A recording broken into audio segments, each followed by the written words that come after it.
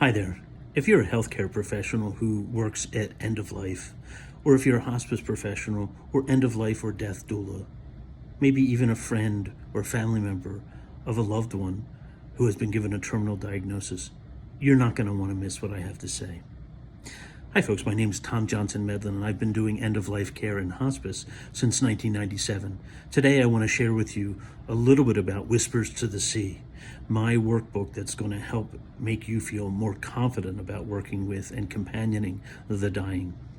It starts, I think, back at my first patient 25 years ago, whose name was Raymond. And Raymond was dying from HIV. And as he got closer to the end, fewer and fewer people came, partially because he was in the hospital. And as he got more and more fragile, people did not know how to spend time around him or what to do or think in his presence. And so they slowly stopped coming to the hospital. His fragile health required for them to gown up and wear gloves and shields, face shields, and also footies. And so I think it became really difficult for them to say, how am I going to do all of this and still at the same time express my love and concern for this person? And so slowly but surely people abstained from coming. And then probably the last 2.5 weeks of his life, he was transferred to a facility that was over 2 hours away, where his friends and family couldn't even make it to see him on a routine and regular basis. And his only companions at the end became healthcare and hospice professionals who were providing care for him. And I saw that in a number of other cases, not as severe in terms of isolation because of the disease itself, but equally as painful to watch people not being able to know what to do and to say in the presence of those who are dying. And I vowed then that I would do everything I could to help patients themselves and also those who are in their caregiver community come to terms with finding how to become more whole during that dying process instead of becoming less whole or becoming more isolated.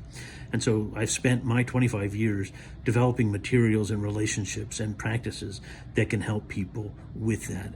What I've done is I've put those examples together into a workbook that you can purchase online, Whispers to the Sea, download, and take full advantage of all 25 years of my experience.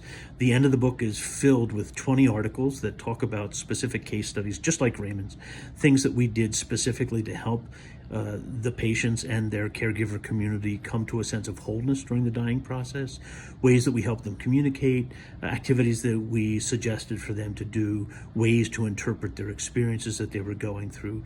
And all of these examples are present towards the end of the book. The beginning of the book, I talk a lot about the role that we play as companions to the dying. How can we understand our role? What is it we bring to that role that's really helpful for those who are dying and for their caring community?